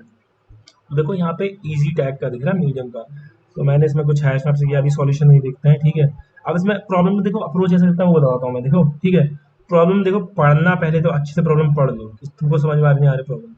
देखो इसमें क्या लिखा है, given an array of integers nums and integer target, return indices of two numbers such that they add up to the target. इसे तुम क्या समझो कि मेरे को एक नंबर का एरे का दिया है और एक टारगेट दिया है, कि एक टारगेट सम दिया है, मेरे को दो नंबर ऐसे बताना कि जो वो टारगेट सम बना दे, कि वो मैं दो नंबर ऐड कर दूं एरे में से कोई निकाल के, तो टारगेट सम दे दो, ठीक है। और यू मे एज्यूम, देखो ये एजम्पशनल पार्ट पूरा पढ़ा करो, you may assume that each input would have exactly one solution, you may not have to use the same element twice. ये बहुत बड़ी चीज बता दी, इसने हिंट दे दिया एक तरह से तुमको, कि यहाँ पे तुम एज्यूम कर सकते इसमें एक ही सॉल्यूशन होगा एग्जैक्टली, और रिपीट नहीं होंगे एलिमेंट्स, तो तुमको एक ही देना होगा, किसी में मल्टीपल एलिमेंट्स भी रहते हैं, जैसे अभी आगे भी केस में मल्टीपल एलिमेंट्स का दिखा दूंगा। अब तुमको प्रॉब्लम समझ में आ गई। अब तुमको टाइम कॉम्प्लेक्सिटी भी आती है, कि देखो इसको मैं ओ ऑफ एन में कर सकता हूँ, ओ ऑफ एन स्क्वायर में कर सकता हूँ, या ओ ऑफ लॉग में करना है, ये कैसे पता करना है, ठीक है। सीधे जाओ यहाँ पे, इसमें कॉन्स्टेंट दिए रहेंगे, देखो इसमें मतलब नम्स है एरे, ठीक है। एरे की लेंथ से तुमको पता करना पड़ेगा कि क्या कॉम्प्लेक्सिटी है, क्योंकि देखो नम्स एरे पे तो रोटेट मतलब लूप चलाओगे ना, एरे पर लूप चलाओगे तो एरे की जितनी लेंथ होगी, अगर मान लो तुमने एन लेंथ में स्टोर करो, जैसे मान लो मैंने int n equal to nums dot length किया, तो ये लूप कितने टाइम चल रहा है, इसकी लेंथ के पता चल रहा है, तो मैंने एन लेंथ का इसका मान ली, एन है इसकी लेंथ, और उसी पे लूप चलेगा, तो अब उसी पे कॉम्प्लेक्सिटी कैलकुलेट होगी। तो देखो इसमें दिखाता है नम्स की लेंथ जा सकती है 2 से लेकर 10⁴ तक, ठीक है। अब ये बहुत बड़ा हिंट है, ये लिटरली जो इसके कांस्टेंट होता है ना, ये बहुत बड़े हिंट होता है, कैसे बताता हूँ। देखो अगर तुम एक बार चेक करो ना, कि मतलब गूगल कर लेना, अभी तो मैं बता दे रहा हूँ ऐसे ही, कि देखो एक जो सी प्लस प्लस का कंपाइलर होता है ना, वो एक सेकंड में 10⁹ ऑपरेशन कर देता है, ठीक है, 10⁹ ऑपरेशन। और अगर तुम जैसे इसमें कहाँ गया कॉन्स्टेंट में, और भी चीज़ आती है यार, वो भूल रहा हूँ, जैसे उसमें पता नहीं कहीं पे आता है कुछ, तो कि यहाँ पे वो आता है कि जावा में टाइम कितना देते हैं, उसमें कितना टाइम देता है, पता नहीं अभी कहाँ आ रहा है, नहीं आ रहा है। और तुमको बताता हूँ कि सी प्लस प्लस में 1 सेकंड देते हैं, जावा उससे 2 टाइम्स स्लो है, तो उसमें 2 सेकंड टाइम देते हैं। जावा जो 2 सेकंड में काम ऑपरेशन करेगी, वो C plus plus compiler 1 second में करता है। जावा स्क्रिप्ट और पाइथन बहुत स्लो है, क्योंकि इंटरप्रेटेड लैंग्वेजेस हैं वो, तो वो node JS, sorry JavaScript भी नहीं, नोड जेएस वो करता है तुम्हारा 5 सेकंड में, तो वो 5 टाइम ज़्यादा स्लो है सी प्लस प्लस कंपेरिजन में। तो सी प्लस प्लस ही की प्रीफर की जाती है, इसका भी सबसे सिंपल एग्जाम्पल है कि वो बहुत फास्ट है। उसके बाद जावा फास्ट है, मतलब जो मोस्टली यूज़ करते हैं, तो इसलिए लोग सी प्लस प्लस जावा में ही कोड करते हैं, पाइथन में भी करते हैं, पाइथन में कंसिडर होता है। तभी तुम ICPC में देखोगे हमेशा सी प्लस प्लस में ही या जावा में ही होता है, शायद पाइथन में तो मैंने बहुत रेयर देखे बंदे पार्टिसिपेट करते हुए, तो ये रीज़न है। अब एक चीज़ इमेजिन करो, जैसे ऑटो ड्रॉप, ठीक है, इसको कैसे करते हैं सेलेक्ट, भूल गया, ठीक है। तो यहाँ पे देखो, अगर मैं इसमें बोलूँ कि जैसे इसको टेक्स्ट बॉक्स दे देते हैं, जैसे 1 सेकंड में अगर सी प्लस का कंपाइलर 10⁹ ऑपरेशन परफॉर्म कर रहा है, ठीक है, तो मैं तुमको क्या बताया कि ऑपरेशन क्या होता है, सिंपल भाषा में क्या ऑपरेशन, कितनी बार लूप चला है ना। तो अगर मान लो उसमें एन का साइज दिया था, एन का साइज कितना दिया था, 10⁴ दिया था ना फर्स्ट केस में। तो इमेजिन करो कि अगर मैंने इसको और पावर 2 कर दी, तो ये कितना आएगा सॉल्यूशन, एक बार सब लोग बोल के बताओ जिसको आंसर समझ में आ रहा है, कि मैंने 10⁴ का एक बार स्क्वायर करा तो कितना आएगा। जैसे एन की वैल्यू ये है, मेरे को एन स्क्वायर निकालना है, तो एक आंसर कितना आएगा एन स्क्वायर, कोई बता सकता है वॉलंटियर मेरे को? मेरे को जवाब देना पड़ेगा। हेलो, आवाज़ नहीं आ रही है मेरी? 8 क्या है? हाँ, ये कितना जाएगा? हाँ 10⁸ जाएगा ना? हाँ बहुत बहुत सही, बहुत करेक्ट जवाब। अब ठीक है, इतना समझ में आ रहा है कि ये n 10⁴ जा रहा है, ये n² 10⁸ जा रहा है, ठीक है? और n³ कितना जाएगा एक बार बताना। 10 to the power 12. बहुत सही, मैं 20 क्यों लिख दिया? ठीक है, ठीक है। अब देखो, 1 सेकंड हमको दिया है सी प्लस कंपाइलर को, किसी 1 सेकंड में हमको सॉल्यूशन निकाल देना है ऑपरेशन की। देखो इतनी कंप्यूटिंग कॉस्ट तुमको दी है कि 1 सेकंड में एग्जीक्यूट होना चाहिए कोड। 2 सेकंड या तो एरर थ्रो कर देगा, क्लियरली दे देगा। तो देखो 1 सेकंड में सी प्लस कंपाइलर 10⁹ ऑपरेशन कर सकता है, तो यही हम बेंचमार्क लेके चलते हैं। अब देखो कौन कौन से केस पास हो जाएंगे, खुद इमेजिन करो कौन कौन से केस पास होंगे इसमें, कि कौन कौन से, अगर मैं n कॉम्प्लेक्सली कोड लूंगा तो ये first pass, second, first second में पास होंगे। क्यों और पास होंगे? क्योंकि उससे कम है। हाँ बिल्कुल सही, ये पास होगा, ये पास होगा, ये नहीं होगा ना, ठीक है? तो ये समझ में आया कि अगर मैं कोड n² कॉम्प्लेक्सिटी का लिखूंगा तो ये भी पास हो जाएगा, मैं n का भी लिखूंगा ये भी पास हो जाएगा, ठीक है? इतना समझ में आ रहा है सबको? हाँ ठीक है, तो अब कोड पे मूव करते हैं। अब देखो वर्स्ट केस में देखो क्या होगा, कि मान लो मेरे को, अब मैं सॉल्यूशन ऐसे लिखना नहीं चाह रहा, मैं यहीं से उठा लेता हूँ कुछ ठीक है, ऐसा कर सकते हो तुम लोग भी, ऐसा कुछ नहीं है। और इसमें शायद ज़्यादातर सारे महारती ऑफ एन पे ही डाले होंगे, तो ठीक है बना ही लेते हैं। ठीक है, क्या जा रहा है, मैं थोड़ा टाइम इसको देना ही चाहता हूँ, ठीक है? मतलब ऐसे समझ लो कि देखो आइंस पर मेरे को क्या करना है, मेरे को अगर सर्चिंग करनी है वही है सिंगल पेन वाला, कि मैं इस एलिमेंट को मिला के देखूंगा, इसका ग्रुप बनाऊंगा, कि मैं इसको ऐड करके देखूंगा, इसको फिर इसके साथ ऐड करके देखूंगा, इसको इसके साथ ऐड करके देखूंगा, समझ रहे हो? ऐसे सर्च करूंगा मैं एक एलिमेंट को हर किसी के साथ ऐड करके देखूंगा कि क्या ये इसके साथ हो रहा है, क्या इसके साथ हो रहा है, क्या इसके साथ हो रहा है। तो कॉम्प्लेक्सिटी कितनी है, n² रहेगी, आंसर निकल जाएगा, चल जाएगा। चल भी अगर मैं तुमको दिखाऊं तो मैंने वर्स्ट केस कहीं की, बहुत बकचोदी करता हूँ की होगी। देखो पता नहीं कितने वर्स्ट केस पाइथन के मैंने पहले बहुत किए थे, कब किए थे? 2020 में किए थे। तो पाइथन का कोड भी दिखा देता हूँ, पाइथन मिस्ता हो, जिनको पाइथन में इंटरेस्ट आता हो वो भी कोड देखने जरा, मैंने क्या बकचोदी की थी। अच्छा, ये वाइल लूप वाला जो पूछ रहा था वो यहाँ से भी समझ सकता है। तो वाइल लूप में मैंने कुछ नहीं किया, पता नहीं क्या किया मेरे को भी अच्छा, मैं बड़ी बकचोदी है। देखो वाइल लूप में मैंने आई से लेके ये चला, इसको नहीं समझते हैं, पाइथन वाला थोड़ा कंफ्यूजन हो गया, बाकी लोगों के लिए। उठा दें जावा कोड, जावा का कोड सी प्लस वाले और जावास्क्रिप्ट वाले रिलेट कर पाएंगे। रॉन्ग आंसर में क्या किया था मैंने, एक बार ये भी देख लेते हैं कि मैं कहाँ फेल हुआ था। कि देखो तुमको अगर कोड रीड करना आना चाहिए। देखो मैंने यहाँ पे क्या किया था, मैंने दिमाग चलाया, मैंने अपना एरे डॉट सॉर्ट कर दिया, फिर मैंने क्या बकचोदी यहाँ पे, अच्छा मैंने सम किया, फिर पता नहीं क्या किया, मैंने सम इक्वल टू टारगेट किया, और मैंने अगर मेरे को सम मिल गया तो उसको रिटर्न करा दिया। फिर अगर सम लेस देन टारगेट हुआ तो स्टार्ट प्लस प्लस कर दिया। मैंने 2 पॉइंटर अप्रोच की बेसिकली यहाँ पे, 2 पॉइंटर अप्रोच का मैं सबको समझा दूंगा। पर ये फेल कहाँ पे हुआ, 3 2 4, तो हो रहा है 2 4 3 और 4। तो अगर मैं ऐसे करता तो 2 और 4, हाँ 2 और 4 6 हुआ थे, इसको आंसर रिटर्न करा। अच्छा मैंने इंडेक्सेस, मेरे को मैंने ध्यान नहीं दिया, पर इंडेक्सेस रिटर्न कराने थे मेरे को, और नंबर रिटर्न नहीं कराना मेरे को, इंडेक्सेस रिटर्न करा। तो मैं जब सॉर्ट कर रहा हूँ तो ये चीज़ गलत हो जा रही है, समझ रहे हो? कि ये गलती कर दी थी मैंने सॉर्ट कर दिया। मैं कॉम्प्लेक्सिटी रिड्यूस करने के लिए n log n में करने के लिए मैंने ये कर दिया था, पर ऐसे होता नहीं है, मतलब रन नहीं किया, तुमको साफ दिख रहा है, ठीक है? भाई इतना लेट सेशन में आऊँ भाई, रिकॉर्डिंग ही देखनी पड़ेगी आपको अब, ठीक है? तो आगे वाले सेशन जो एक्सेप्ट हुआ, देखो इसमें मैंने कुछ नहीं किया, मैंने क्या किया, मैंने ओ ऑफ एन में करने के लिए, देखो n² वाली समझ में आ गई सबको कि मैंने क्या किया n² के लिए?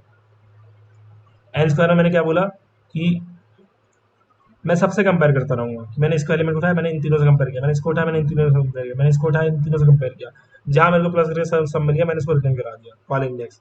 इतना क्लियर है n² अप्रोच कैसी होगी, या कोड करके दिखाना है? मेरे ख्याल से n² ऐसे समझ में आई गई होगी, ये कोड करके दिखाओ सबको। हाँ मतलब समझ आ गया। हाँ, बढ़िया, ठीक है। अब देखो एन वाली समझते, तो मैंने क्या किया, मैंने यहाँ पे देखो डाटा स्ट्रक्चर और एल्गोरिथम हैंड टू हैंड चलती है। आपको पता नहीं कि आपको कब एल्गोरिथम कौन सी लगानी है, आपको पता नहीं आपको कब कौन सा डाटा स्ट्रक्चर लगाना है। तो एक डाटा स्ट्रक्चर होता है हैश मैप, ठीक है? अब ये थोड़ा एडवांस चीज़ है बिगिनर्स के लिए। हैश मैप क्या होता है, बेसिकली एक डाटा स्ट्रक्चर होता है कि उसमें की और वैल्यू के पेयर के फॉर्म में वो स्टोर करता है। मतलब अभी समझ लो, बेसिकली बाद में देख लेना, बाद में आके कैसे स्टोर करता है, कैसे करता है। बस समझ लो कि मैं पेयर में स्टोर करा रहा हूँ, जैसे 1 और 2 ऐसे स्टोर होंगे पेयर में, फिर दूसरा पेयर अगर मैं करूँगा तो 3 और 4 ऐसे करके स्टोर होगा, ऐसा कुछ, ठीक है? तो मैं क्या कर रहा हूँ यहाँ पे, मैंने पेयर में शो करा दिया और मैं क्या कर रहा हूँ, मैं एक एलिमेंट देखो मैं पहले देख रहा हूँ कि क्या इस हैश मैप में वैल्यू है कि नहीं है। अगर नहीं है तो मैं कुछ नहीं कर रहा, मैंने लॉजिक किया कि देखो 9 है, पता 9 टारगेट से निकालना है, मैंने पहले इसको रिट्रीट करा कि क्या ये हैश मैप में है 2। मैं उसने देखा मतलब ये हैश मैप में इस एलिमेंट का नेगेटिव वाला इसको माइनस करके जो है वो है कि नहीं है। जैसे मैंने पहले के लिए इसको 2 के लिए किया तो देखो ये सर्च करा 9 माइनस 2 7 है, हैश मैप देखो एम्प्टी है तो कुछ नहीं है, तो मैंने 2 इंसर्ट करा दिया चुपचाप। मैंने इसमें पहले रिजल्ट 1 में 2 इंसर्ट करा दिया, देखो रिजल्ट 1 में 2 है और रिजल्ट 0 में मैंने करा दिया कि 7। देखो अगली बार जब भी 7 मिलेगा ना मेरे को तो मैं 2 के लिए फाइंड करूंगा, और अगर वो मिल गया मेरे को तो मैं उसको चुपचाप रिटर्न करा दूंगा कि देखो मैप में मैं हमेशा वही फाइंड कर रहा हूँ कि मैप में क्या ये की है, कि मेरे को वैल्यू तो पता है मेरे को क्या ये की है क्या। और वैल्यू में किस में स्टोर करा, देखो की और वैल्यू पेयर होता है हमेशा, हैश मैप में हमेशा की वैल्यू पेयर में स्टोर होता है। ठीक है, इतना समझ आ रहा है सबको की और वैल्यू में क्या स्टोर करा रहा हूँ मैं हैश मैप में,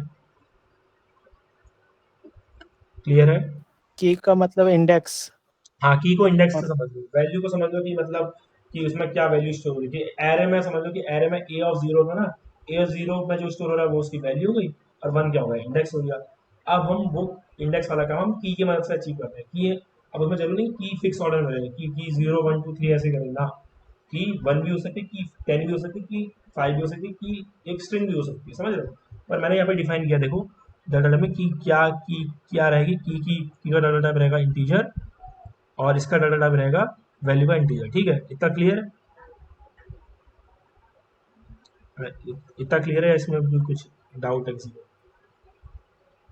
ठीक है, हाँ हाँ ठीक है। हैश मैप का भी कॉम्प्लेक्सिटी लगता होगा ना ऑर्डर ऑफ एन। नहीं, हैश मैप देखो बहुत मतलब एफिशिएंट डाटा स्ट्रक्चर है। हैश मैप में ना आपको सर्चिंग और फाइंडिंग में ओ ऑफ 1 हुआ था। अगर मैं तुमको देखूँ ना कि सर्चिंग इन हैश मैप, ये क्यों बोलता हूँ मैं सर्चिंग इन हैश मैप, टाइम कॉम्प्लेक्सिटी अगर डालूंगा मैं तो यहाँ पे खुद देखना, गूगल ही बताएगा, मैं कुछ नहीं बोला, तुम मेरी बातों पर ट्रस्ट मत करो, गूगल पे ट्रस्ट करो।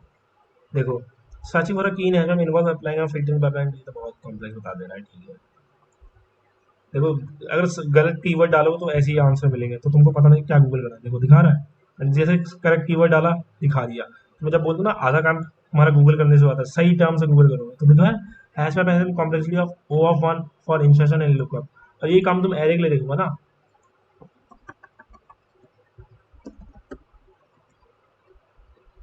तो देखो क्या दिखा रहा है, because it takes a single step to access an item of an array where the index and add और remove an item in the complexity for accessing pushing and popping value in an array is O of 1। Access करने के लिए O of 1 है, well linearly searching through the array in is O of 1 O of n. अगर तुमको search करना तो ओ of N में मिलेगा एलिमेंट, लेकिन हैश मैप में ओ ऑफ 1 में मिल जाएगा। तुमको पता है कि एलिमेंट है कि नहीं, तुम कंटेंट्स की डालोगे तुरंत मिल जाएगा। ये हैश टेबल के फॉर्म में थोड़ा इंटरनल स्ट्रक्चरिंग अलग रहती है उसकी, वो देख लेना कि हैश टेबल बना के स्टोर करता है वो, अंदर जो होता है हैशिंग वैशिंग करता है bucket फोर में। लूप का और फोर लूप का ऑर्डर ऑफ एन होता है ना। हाँ फॉर लूप देखो, अगर देखो रेंज है ना कि देखो फॉर लूप क्या करता है कि इटरेट कर रहा है, वाइल लूप भी करता है इटरेट कराता है। तुम देख लो कितनी रेंज तक इटरेट कर रहा है। अगर मान लो मैंने लिख दिया while loop i equals to 0 लिख दिया वाइल लूप में, मैंने पहले बाहर दे दिया इंट आई इक्वल्स टू 0 और लिख दिया while i is less than n, और मैं अंदर इटरेशन करा रहा हूँ, आई को क्या कर रहा हूँ मैं 1 टाइम इंक्रीज कर रहा हूँ, तो समझ रहे हो वो लूप कैसे चलेगा। वो हर बार एक ऑपरेशन इंक्रीज हो रहा है, तो क्या हो रहा है एक इंक्रीज करके कितना सर्च स्पेस में जा रहा है, वो एन टाइम जा रहा है ना, तो वो एन होगी कॉम्प्लेक्सिटी। अब मान लो मैंने वही कर दिया था कि आई इक्वल्स टू मैंने एन कर दिया और मैंने बोल दिया कि while n is less than और ग्रेटर मतलब n is greater than equals to 1, और मैंने एन को हर बार डिवाइड बाई 2 किया है। समझ लो कि पहले मान लो मैंने ऐसा कुछ लिखा कोड, मैंने यहाँ पे लिख दिया कि इंट एन मतलब int num equals to n, ठीक है, और मैंने यहाँ पे लिख दिया while n is greater than 1 लिख दिया या 0 लिख दिया, कुछ लिख दिया ऐसे, ठीक है। अब मैंने यहाँ पे कुछ ऑपरेशन कर दिया कि मैंने डू मैजिक स्टफ मैजिक या कुछ भी बकचोदी करा दो, फिर मैंने यहाँ पे ब्रैकेट क्लोज किया। आप देखो ब्रैकेट क्लोज करा दिया, लेकिन मैंने ये ऐसा चलेगा नहीं चलेगा, ये लूप इनफाइनाइट चल जाएगा, ठीक है, ये पता होना चाहिए। अब मैंने यहाँ पे बोला कि अरे नीचे हो जाएंगे भाई, मैंने यहाँ पे बोला देखो अब मेरे को यहाँ पे मैजिक करना है, पहले कोड हटा दूँ, मैंने बोला कि यहाँ पे डू मैजिक, मैंने बोला अब यहाँ पे ब्रैकेट क्लोज, मैंने बोला कि अब इसको मैं अब देखो इस पे ना दो चीज़ है कि मैं इसको क्या करा सकता हूँ, मैं इसको करा सकता हूँ n माइनस माइनस, ठीक है, n माइनस माइनस करा तो इसकी कॉम्प्लेक्सिटी O ऑफ n हो जाएगी। अब मैंने इसकी जगह ये करा दिया n equals to n by to.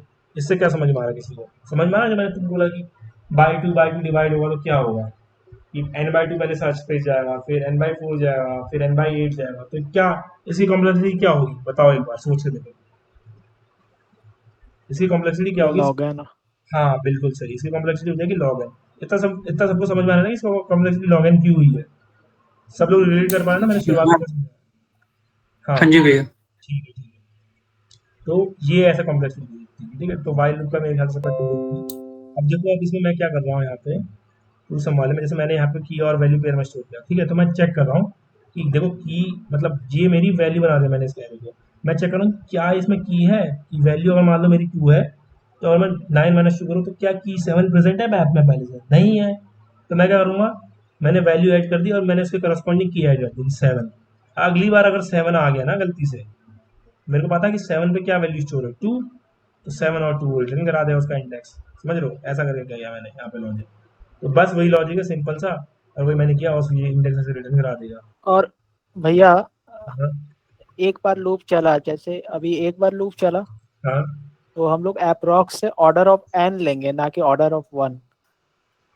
Approx, हाँ वर्स्ट केस में देखो ओ ऑफ एन ही लोगे। मैं बोलता हूँ कि देखो वो तुम सोचो मत कि ओ ऑफ एन है या कुछ ऐसे मत सोचो, तुम देखो कितनी रेंज पे चल रहा है।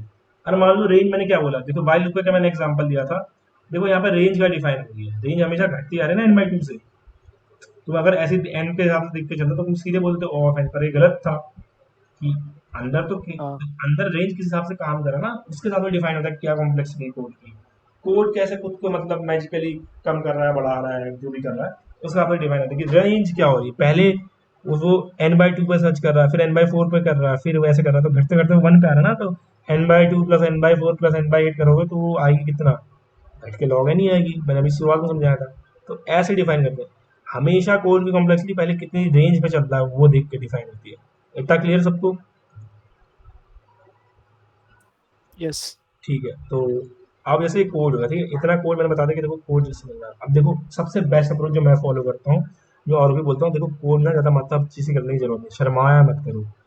शर्माया इन द सेंस कि कोड कॉपी पेस्ट करने में शर्माया मत करो। जैसे मेरे को भी कभी कोई सोल्यूशन नहीं आता ना, लिटरली मजाक नहीं कर रहा, मेरे को कोई हार्ड लेवल प्रॉब्लम नहीं आता ना, मैं क्या करता हूँ मैं सीधे डिस्कशन में आता हूँ, उठाता हूँ उसका कोड, समझता हूँ, ठीक है। अब वही तुमको बोला कि देखो ईजी प्रॉब्लम में ना ज़्यादा से ज़्यादा, तुम चाहे बिगिनर हो चाहे तुम कितने एडवांस हो, ईजी प्रॉब्लम में 10 मिनट का टाइमर रखो, मैक्स टू मैक्स 10 मिनट जब तुम शुरुआत में करो सॉल्व। मीडियम में दो आधा घंटा, मीडियम में मैक्स टू मैक्स आधा घंटा, ठीक है, मैक्स टू मैक्स आधा घंटा दो। हार्ड में दो दे सकते हो तुम 1 घंटा, लेकिन हार्ड अभी करो मत। हार्ड में तुम जब तुम हार्ड पता कब करो, जब तुमको मीडियम वाली प्रॉब्लम जो 30 मिनट का टाइम है, तुम मीडियम वाली प्रॉब्लम 10 मिनट में कर लो तो अपने आप ना हार्ड वाली प्रॉब्लम में टाइम घट जाएगा। तुम पहले ना जो जो जिसमें हार्ड वाली प्रॉब्लम अप्रोच करो भाई, तुमको सीढ़ी चढ़नी है, मतलब तुमको एक पॉइंट से दूसरे पॉइंट में आना है, तुमको मान लो बॉटम टू टॉप लेना है, तो तुम 4-5 सीढ़ी एक साथ लगा के चले जाओगे, ऐसे नहीं जाओगे ना, मतलब स्टेप टू स्टेप चलोगे प्रोसेस। तो पहले ईजी कर लो, चला ईजी में कंफर्टेबिलिटी आई, फिर मूव करो उससे एक्सेप्टेंस घटा के कि जो कम एक्सेप्टेंस वाले उनको करो, उसके बाद मीडियम में घुसो। जब मीडियम होने लगे थोड़ा कि लगे कि हाँ यार मीडियम हो रही है थोड़ी बहुत, तब जाओ फिर हार्ड में। समझ लो ये अप्रोच होनी चाहिए हमेशा। तुम डायरेक्ट हार्ड में घुसोगे तुमसे घंटा नहीं हिलती, मेरे से नहीं हिलती भाई यार की प्रॉब्लम मैं खुद यहाँ तभी सीखने के लिए बैठा हूँ, ठीक है। मतलब कुछ कुछ हिल जाती है, ऐसा नहीं हिल होती है, बाकी तो मतलब हाँ बताओ। कितना मिनिमम कर ले, हर टॉपिक का कितना मिनिमम इजी देख करके मीडियम में देखो पास देखो होना देखो चाहिए। देखो बोल तो रहा इजी में ना, देखो तुम पे टाइम ज़्यादा, तुम 20 कर लो हर टॉपिक की, अरे के तुम 20 इजी कर लो, फिर मीडियम में मूव करो, मीडियम में 20 कर लो। लेकिन अगर तुम पे टाइम कम है ना, तो मतलब देखो टाइम कम क्या होता है, प्रैक्टिस करनी पड़ती है। देखो ऐसा कोई टाइम कम की तो कोई वैलिडेशन होता नहीं है। सब लोग प्रैक्टिस करो जितनी कर सकते हो प्रैक्टिस। और सिंपल सी बात है, एरे की प्रॉब्लम का देखो मिनिमम हर हर पैटर्न की ना 4 से 5 प्रॉब्लम करो हर पैटर्न। जब मैं बोल रहा हूँ पैटर्न, तो एरे में पैटर्न होता है, जैसे मैं बता रहा हूँ। अब तुम एरे के एल्गोरिथम देखो ना, मैं तुमको 2 एल्गोरिथम के नाम बताता हूँ। जैसे एक होता है 2 पॉइंटर्स एल्गोरिथम, बहुत फेमस 2 पॉइंटर एल्गोरिथम, ठीक है। नाम देख लेना कि हर टॉपिक के बाद हम लोग नाम बताते रहेंगे कौन कौन से एल्गोरिथम। तो 2 पॉइंटर टेक्निक ये हर जगह काम आती है, लिटिल एरे लिटिल हर जगह। तो ये पढ़ लेना एक बार, मैं समझाऊंगा नहीं, देखो डिफिकल्टी ईजी है काफ़ी। खुद से पढ़ो कुछ चीज़ें, फिर इसको एक बाद में कल को या परसों को डिस्कशन रख लेंगे। ये आपको कैसे पता चला कि मतलब एरे में ये एल्गोरिथम पढ़ना होगा? या ये तो ढूंढ के पढ़ना होता है, या फिर मतलब कहीं पे लिखा रहता है, जैसे तुम दूसरे कोड पढ़ोगे ना उसमें लिखा रहा है, जैसे डिस्कशन में जाओगे तुम यहाँ पे देखो, डिस्कशन में जाओगे यहाँ पे टू सब में तुमको यहाँ पे टैग खुद पे खुद मिल जाएंगे। देखो इजी अंडरस्टैंडिंग जावा हैश मैप लगा रहा है, इसमें क्या क्या लगा है, तो देखो इसमें क्या लिखा रहा है, जैसे तुम कमेंटेड जैसे टू पॉइंटर्स, देखो 2 पॉइंटर्स लिख रहा है यहाँ पे, लिख रहा है ना यहाँ हाँ। पे। तो देखो वो तुमको तुमको कोई अजीब सी चीज लगे ना कि यार ये नई चीज का लिख दी इसने, मेरे समझ के बाहर है, तो जाके गूगल करो कि 2 पॉइंटर्स होता क्या है यार, इसने क्या लिख दिया ऐसा कि मेरे को समझ नहीं आ रहा है, तो पहली बार सुन रहा हूँ। जब जिसने लिख दिया देखो 3 डिफरेंट अप्रोचेस, इसको खोलो थोड़ा इंटरेस्टिंग लग रहा है। अच्छा इसने बोला कि अच्छा मैंने ये किया पढ़ लो, थर्ड अप्रोच, ये सब अप्रोच देखो। दूसरा कोड पढ़ना सीखो, दूसरा कोड जितना पढ़ोगे उतना तुम ऑप्टिमाइज कोड खुद का लिख पाओगे, कि तुम देखो यार इस बंदे ने ऐसा किया, तुम अगली बार से उसकी ट्रिक अच्छी लगेगी तुमको तो वो तुम करने लग जाओगे, किसने हैश मैप किया किसने किया। तो देख ऐसा करो, वरना तुम ना जीएफजी पे भी फॉलो करो, जीएफजी पे काफी स्ट्रक्चर्ड वे में देते हैं शायद। जीएफजी में खोलूँ, जीएफजी में एक क्वेश्चन है हाँ हर्ष पंचल का, आफ्टर वर्किंग ऑन इजी और medium problem you can see pattern in hard problem. हाँ बिल्कुल, देखो देखो मैं जनरली बताता हूँ, देखो इजी प्रॉब्लम क्या रहता है पता है, इजी प्रॉब्लम में पैटर्न लगता ही नहीं है, मतलब लगता भी तो साफ साफ दिख जाता है, ठीक है। मीडियम में क्या होता है, मीडियम में तुमको पैटर्न लगता है पर तुमको आइडेंटिफाई करना पड़ता है, मतलब कुछ थोड़ा बहुत हिडन होता है लॉजिक, पैटर्न हिडन रहता है कि तुमको समझ नहीं आता जनरली। हार्ड में क्या रहता है, हार्ड में जनरली 2 पैटर्न लगते हैं या 3 पैटर्न लग सकते हैं, मतलब हार्ड का ये रहता है। हार्ड क्यों हार्ड है, तुमको 2 चीजें मिक्सअप करके कुछ सोचना पड़ता है, जैसे डीपी है, डीपी तुमको 2 तरीके से सोचना पड़ता है, तुमको पता करना पड़ेगा कि डीपी लग रहा है, प्रीवियस सॉल्यूशन यूज करना है, फिर उसके बाद में मैट्रिसेस कैसे भरनी है ना वो तुमको पता होना चाहिए, उसका भी एक ऑर्डर होता है कि मैं इनिशियल टारगेट क्या रखूँ या वो कैसे रखूँ। तो हार्ड प्रॉब्लम की देखो अलग लॉजिक होता है, मतलब पैटर्न उसमें भी लगते हैं हार्ड में, लेकिन तुमको आइडेंटिफाई करना पड़ता है कि देखो इसमें हार्ड में जनरली, मैं मजाक नहीं कर रहा, अच्छे हार्ड लेवल प्रॉब्लम में 2 पैटर्न लगते हैं जो मैंने खुद फेस किए। एक पैटर्न लगेगा तो बहुत तगड़ा लगेगा कि तुम्हारा दिमाग थोड़ा खुले कि हार्ड देखो तो ऐसे ही हार्ड नहीं बनाया जाता है, कि देखो मीडियम में भी एक पैटर्न लग रहा है, अगर हार्ड में भी एक पैटर्न लगा तो क्या मतलब है, क्या फिर उसको उस लेवल पे हार्ड कर दिया है। हार्ड में एक्सेप्टेंस रेट है, पर जो जनरली लोअर एक्सेप्टेंस रेट होता है उनमें 2 पैटर्न लग ही रहे होता है, कि तुमको मान लो डीएफएस भी करना है फिर तुमको बाइनरी सर्च भी करना होगा अंदर, कुछ ना कुछ ऐसा कुछ होगा, तो ऐसे जनरली 2-3 पैटर्न लग जाते हैं। अब मैं जब बोलता हूँ कि देखो हार्ड में ना 1 घंटा दो एट मैक्स, ज़्यादा मत दो, सिंपल सी बात है, अप्रोच तुम्हारी ये रहनी चाहिए। देखो इजी में गया, मैं नहीं समझ में आया 10 मिनट में जिसका सेक्शन खोला 4 सॉल्यूशन टॉप 4 में, जैसे जावा में चाहिए मेरे को, मैं जावा में करता हूँ, मैंने जावा में कर लिया ये, ठीक है। तो मान लो मैं बेसिक बिगिनर हूँ, मेरे को कोड समझना ही नहीं आता, तो मैं यहाँ जाऊँगा बिगिनर के लिए इजी अंडरस्टैंडिंग का टैग और लगा दूँ बस, और अब इसके जो टॉप 4 आर्टिकल्स हैं वो उठा लो यार, ये नेट वाईफाई मेरा ठीक है, मतलब समझ जाओ कि देखो 4 सॉल्यूशन इसके ऐसे उठा लिए, 1 2 3 4, 4 उठा लो टॉप के 4, ठीक है। अब इसको पढ़ो, देखो ये पढ़ा इसने कुछ समझाया नहीं अच्छे से, ठीक है, खाली अपलोड मांग रहा है बेकार, इसने कुछ कमेंट कर रहा है कोई, तुमने देख लिया ऊपर से, हाँ ठीक है, तो तुमने इसको क्लोज कर दिया, ठीक है। एक कमेंट तो तुमने पुराना वाला क्लोज कर दिया, फिर मैं देखा ये तो बहुत बच्चे कर रहा है, ठीक है, हटा दिया इसको। इसको देखा ये कुछ मैप लग रहा है, इसका शॉर्टर सॉल्यूशन लग रहा है, ठीक है।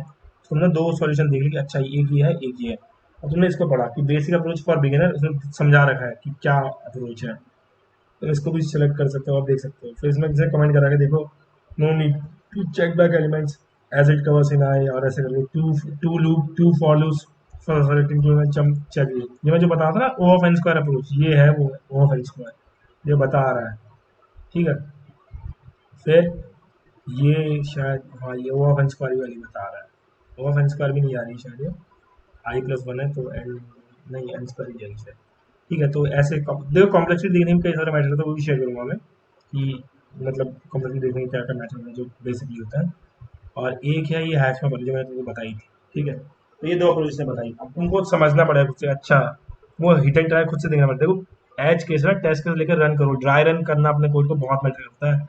ड्राई रन क्या करो कि देखो मैंने एल्गोरिथम लिखी है, अब मैं एक टेस्ट केस लगाया, क्या एक टेस्ट केस के लिए पास हो रहा है तो ठीक है रन करा के देख लो, और किस टेस्ट केस के लिए फेल हो रहा है। अब तुमको जैसे मैंने वो अपना ये टू सम वाले में मैंने क्या दिखाया था, सबमिशन में गया था मैं तुमको रॉन्ग आंसर दिखाया था ना, जैसे रॉन्ग आंसर जावा में दिखाता है, जावा का रॉन्ग आंसर क्या था मेरा वाला, तो मैंने क्या किया उसमें, देखो ये टेस्ट इसके लिए फेल हो रहा था, तो फिर मैंने अभी तुम्हारे सामने ट्राई किया कि अगर मैं शॉर्ट होता तो ये क्या होता, 2 3 4 होता, फिर ये कैसे फेल हुआ, कि देखो फेल क्यों हो गया कि मैंने इंडेक्सेस बदल दिए, क्योंकि इसको आंसर इंडेक्सेस में चाहिए था। ड्राई रन करके देखो कोड को अपने, कितना करोगे वो फायदा नहीं देगा। और उसके बाद कॉम्प्लेक्सिटी पे बात आई, तो कॉम्प्लेक्सिटी पे बताता हूँ कि देखो कैलकुलेट कैसे करते हैं। 2 सिंपल मेथड होते हैं, 2 क्या 3 होते हैं वैसे तो। अरे एड ब्लॉक भाई नहीं चल रहा है। मेथड्स, देखो मेरे को क्या करना है, मेरे को मेथड फाइंड करना है, कॉम्प्लेक्सिटी कैसे कैलकुलेट है। Methods to find time complexity, ठीक है। देखो इसमें बहुत सी होता है जैसे टाइम, ये देखते हैं, ये भी आर्टिकल जी में उठा रखा था, ये 3 आर्टिकल देख लेते हैं, ठीक है। मैं जब बोलता हूँ आर्टिकल पढ़ना इतना इंपॉर्टेंट है, तो ये देखो मैं अच्छे समझा रहा है भाई, ये कंडीशनल स्ट्रिंग है, ये बकचोदी, ये लीनियर टाइम लूप्स, देखो एक होगा तो एन होगा, कॉन्स्टेंट होगा तो ये होगा, नेस्टेड, ये ठीक है। रिकर्सिव फंक्शन, देखो रिकर्सिव फंक्शन में ऐसे समझा रहा है। तो आर्टिकल देखे ना, वो देखो गूगल ही करा तुम्हारे ना, कुछ लिंक ड्रॉप करने की जरूरत नहीं पड़ेगी मेरे ख्याल से तुमको, तुम गूगल सर्च करो तो ऐसे मिल जाएगा तुमको कि देखो ओ ऑफ एन होता है, फिर ओ ऑफ 2n होता है, 2n ऐसे होता है कि 1 के 2 बनते आ रहे हैं, 2 के 4 बनते आ रहे हैं। ये 2 ऑफ एन किस में आता है, जब तुम वो कर रहे हो तो कॉस को कॉल कर रहे हो रिकर्जन में, फिबोनाची और ये सब चीज़ें, 2 ऑफ एन तभी वो थोड़ा बेकार बनता है। तो सब बेकार ही है जैसे मेथड नहीं समझा रहे हैं, ठीक है छोड़ो। किसने बीटेक की होगी तो उसको समझ में आता होगा कि देखो एक तो रिकरेंस ट्री मेथड होता है, एक होता है मास्टर थ्योरम होती है, वो डिवाइड एंड कंट्रोल एल्गोरिथम, उसको भी पता है एक सेट ऑफ एल्गोरिथम होते हैं उनके पे अप्लाई होता है, तो एक बार जाके पढ़ लेना। मास्टर मेथड बहुत काम आता है, जो लोग कई लोग अकरमबाजी करते हैं, अकरमबाजी काम नहीं आता, यही काम होता है। मैं अभी भी बता रहा हूँ, किसी को यूट्यूबर को गलत ज्ञान फेल रहा है ना कि देखो अकरमबाजी कर दो, ये कर दो, नहीं आएगा काम, लिटरली बता रहा नहीं आएगा काम। अकरमबाजी कहीं नहीं काम है, जो मेथड प्रूवन है वही करो, वही तुम्हारे काम है। तो रिकरेंस ट्री मेथड और तुम्हारा मास्टर थ्योरम एक बार को देख लेना, और बाकी तो मेरे ख्याल से अब सेशन खत्म ही हो गया, मेरे ख्याल से ज़्यादा कुछ रह नहीं गया। किसी को और कुछ चीज़ पूछने डाउट हो तो जल्दी 5 मिनट में पूछ लो। किसी को डाउट,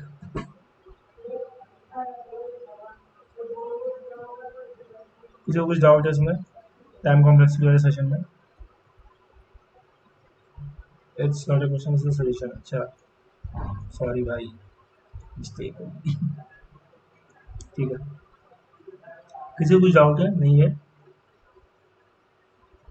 नहीं है। तो ठीक है, सेशन क्लोज करना है। किसी को कुछ और चीज़ पूछने तो पता लगता है।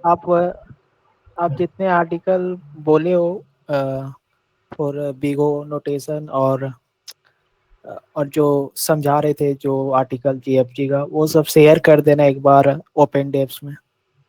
अरे वो शेयर करने की जरूरत नहीं भाई, वो वैसे ही मिल जाएंगे तेरे को, मतलब तू गूगल करके तू शेयर कर दे, तेरा काम है, ठीक है। नहीं मतलब सारे जो मैं तो आपको डायरेक्ट कर लूंगा डीएम, लेकिन एक बार शेयर कर दोगे तो। अच्छा ठीक है, मैं कर लूँगा, ठीक है। मास्टर थ्योरम कहाँ से पढूं? अरे जीएफजी से पढ़ो यार, मास्टर थ्योरम बोलता है। मैं क्यों शेयर नहीं करूँगा, नहीं शेयर करूँगा। देखो सिंपल, मतलब चाह रहा कि तुम लोग खुद गूगल करो मास्टर थ्योरम, यहाँ पे देखोगे तुमको मिल जाएगी ये मास्टर थ्योरम। देखो जी प्रोग्रामिंग का तेरे को लिंक भी आया था उस दिन, और गूगल का भी है, ये जीएफजी का दिया था, how to solve difference relation complexity analysis. ये देखो मेथड बता रहा है सारे, recurrence tree method, master method की रिकरेंस, जो रिकर्जन वाले प्रॉब्लम होते हैं ना उनके लिए काम आता है। तो मैं आर्टिकल शेयर नहीं करूँगा, मैं लिटरली बता रहा हूँ, तुम लोग खुद आइडेंटिफाई, क्योंकि मैं शुरुआत से ही समझा रहा हूँ सेशन में, you as an problem solver have to identify की प्रॉब्लम क्या है, और गूगल खुद से करो और खुद से समझो क्या है। फिर नहीं आ रहे तो भाई I am always there for you, कि मतलब कुछ हेल्प चाहिए तो वहीं पे पॉइंट से तुम लोग पूछ सकते हो। तो आर्टिकल शेयर नहीं करूँगा, क्योंकि मैंने तुम्हारे सामने लिटरली गूगल करके देखा आर्टिकल कौन से, तो तुम फिर मेरे पे डिपेंडेंसी बना रहे हो। वो था ना, सिंगल डिपेंडेंसी ना बनाया करो, कभी किसी पे ना बनाया करो। खुद से देखो, सेल्फ डिपेंडेंट होना ही सबसे बड़ी पावर होती है, ठीक है। तो मेरे ख्याल से अभी का सेशन कैसा रहा, मेरे ख्याल से ठीक ठाक रहा होगा, जो भी रहा। तो हाँ, आपने जो लेट कोड का वो बताया ना, प्रैक्टिस थ्रू, बहुत लोग क्या करते हैं लेक्चर देखते रह जाते हैं, और मतलब ये एल्गोरिथम करते हैं, फिर मतलब क्वेश्चन करने जाएंगे, क्वेश्चन के थ्रू वो मुझे पता नहीं था, मतलब इन सजेशन और मतलब मोस्ट पोर्टेड में पता चल जाता है कौन सा एल्गोरिथम लग रहा है। तो आपने आज लीड कोड का अच्छा, मतलब वो बेस्ट पार्ट था ये लेक्चर में आपका। अच्छा ठीक है, thank you. Thanks for feedback session. चलो अब किसी का कुछ डाउट है तो यार मैं मतलब मीटिंग एंड करते हैं। मेरे ख्याल से अच्छी खासी मीटिंग होगी ये। या किसी को कुछ डाउट है जल्दी से 1-2 मिनट में चैट में टाइप कर सकते हैं, बोल दो। चैट में टाइप मत करो, बोल दो अगर किसी को कुछ डाउट है, वरना मैं मीटिंग एंड करता हूँ। ठीक है, चलो ठीक है, मेरे को लगा किसी को कुछ डाउट नहीं। चलो बाय गाइस, खाना वाना खा लेते हैं। Bye, thanks for joining the session, have a great When day. will be the next session? Demand का चैट में पूछ लेना, तो मैं अपने फ्री जब होगा मैं ले लूँगा। ठीक है, बाकी सजेशन Okay, okay. वहाँ पे फीडबैक दे दो, हमें बोल सेशन का फीडबैक दे देना। उसके अकॉर्डिंग फिर वो लोग भी मेरे को मतलब बोले कि एक और सेशन दे दो या जो करना है वो लोग बता पाएंगे। ठीक है, Okay. Thank you. Good night. ठीक है, गुड नाइट।